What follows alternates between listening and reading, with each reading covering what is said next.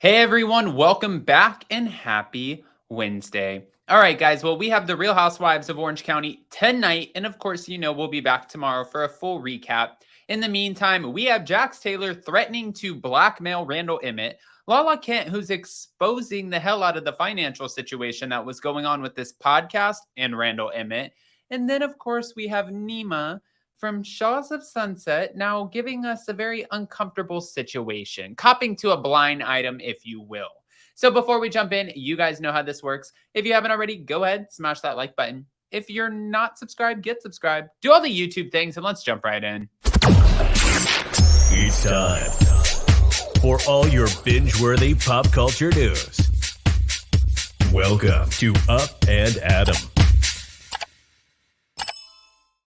All right, guys. So this was something that I didn't necessarily see coming, especially because we all thought Randall Emmett was the breadwinner. We thought he was the guy making all of the money. Well, Lala Kent's opening up about this one. I'm going to play the audio, but just to give you the lowdown.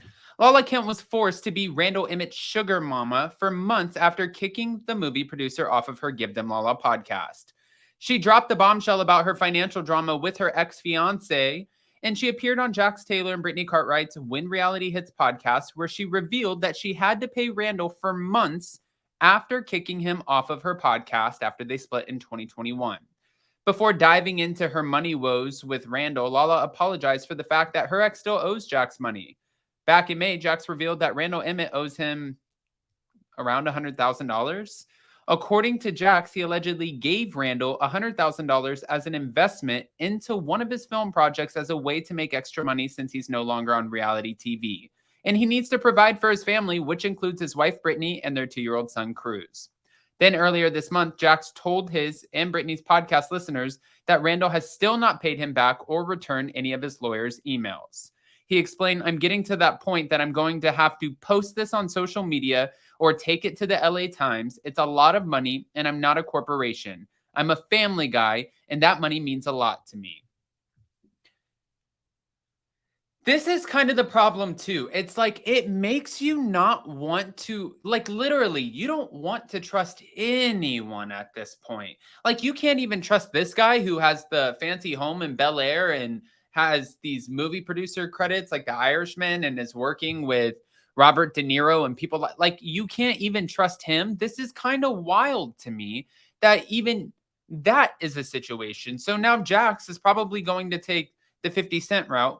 Except I don't think Randall would be as nervous because 50 Cent was pretty much like money by Monday, Randall, or shit's going to get ugly.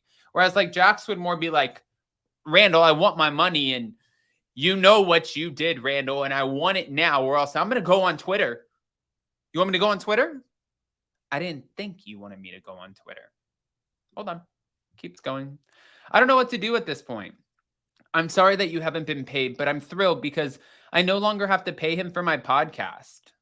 I don't think many people know I was paying him. He would not let go of the money with the podcast. When I kicked him off and said, there is no version of me doing this with you, he would not let go of the freaking money. I'm so freaking thrilled that I don't have to pay this man anymore. It was crazy because the months, most months I paid him more than he paid Ocean and child support. So many people talking about how I'm securing the bag. I was actually his sugar mama. Oh, well, that obviously is not something that we expected. I'm just going to play the audio. I'm sorry that you haven't been paid, but I'm thrilled because I no longer have to pay him from my podcast. That is insane that you had to pay him for your podcast. Yeah, so many people talking about I'm securing the bag. Hey, I'm so glad that you did the name Give Them Lala ... with Randall because it was really easy to change, I'm sure. Yeah, I don't think many people know that I was paying him. He would not let go of the money with the podcast. Like when I kicked him off of it and said there's no version of me doing this with you, he would not let go of the freaking money. I'm so freaking thrilled that I don't have to pay this. Was it like a year contract or something? Is that why you had to pay him? Yeah. And the fact that you had to pay him at all after everything he did is just insane. Well, it was crazy because most months I paid him more than he paid Ocean and child support. So it was like Oh my would God, give you were child paying him support, more than the but child support? Yeah, but I was sending a Wow. check for more with the podcast. Yeah. So I was actually his sugar mama. Oh my God. I'm really happy. Oof. Okay. So, like I said, we absolutely did not see that one coming. I wasn't expecting Lala to say that she was paying Randall. I mean, it makes sense. Listen, here's the thing with contracts. If you sign a contract and your name's on it, and he's like sitting here trying to make this work with, let me be on the podcast. How can I be a part of it? Well, I signed a contract. I want part of, and you also don't know if he signed a contract, does that mean that he's now limited where he can't go do another podcast? Not saying that anybody would necessarily listen to it. Maybe they would, but now are you limited? Now you can't go to another place? Like, I would imagine that would be the problem. I think honestly, he was just like, listen, here's free money. My name's on the contract. I signed the signature. She's still working. It's still producing income. It says right there in the contract, I get my 50%. I want my money. So he money by Monday Lala into being his sugar mama. All right. Well, thanks, Randall. We're done with you now. See the door. Welcome, Nema. Hi, Nema. All right, guys, I wanted to get into this. Nema Van low-key confirms blind item about Ariana Madix and Tom Sandoval. He was a guest on Vanderpump Rules. Okay. This was on Sheena's podcast Shenanigans and gave a behind-the-scenes look into the Duracell battery commercial Ariana Madix filmed in his house that she still shares with Tom Sandoval. Nema began sharing by how impressed he has always been by Ariana's kindness, especially when he was new to the show Shahs of Sunset. When I would go to these Bravo events, when you're new, there's a lot of you can't sit with us energy, at least in the beginning. Ariana would always go out of the way and be like, how are you doing? How are things? How are you enjoying the process? I was always taken aback by, how nice of a human being this person was. In case you missed it, Nema is a freelance director and worked on Ariana's Duracell battery commercial. When you are directing people in the Vanderverse, you have to be mindful there are real friendships there. As we were getting ready for the shoot, we were inside of Ariana's house. It's an intimate space. We're coming into your home. We're there for a few hours. We have a clear script. Ariana's a pro. And that's when it gets super awkward. As we're setting up, Tom Sandoval walks downstairs. By now, the Duracell batteries campaign is out, and it's really fun. Creative thing about, batteries, all rightfully at Tom's expense. We went outside to the front yard and had a little chat together.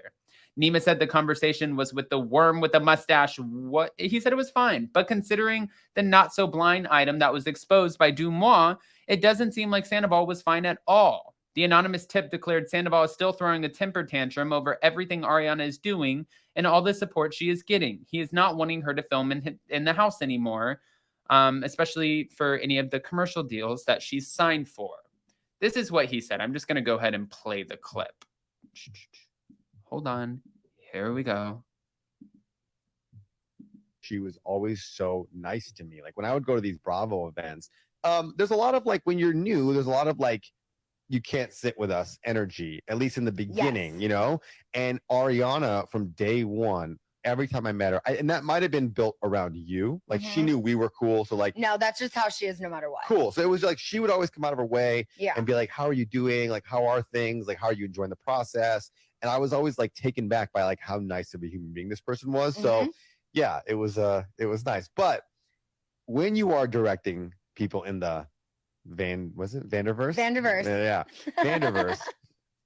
You have to be mindful. Like there are real friendships there. So as we were getting ready for the shoot, we're inside of Ariana's house. Like we're shooting at her house. It's a very sort of like it's an intimate space. We're coming into your home.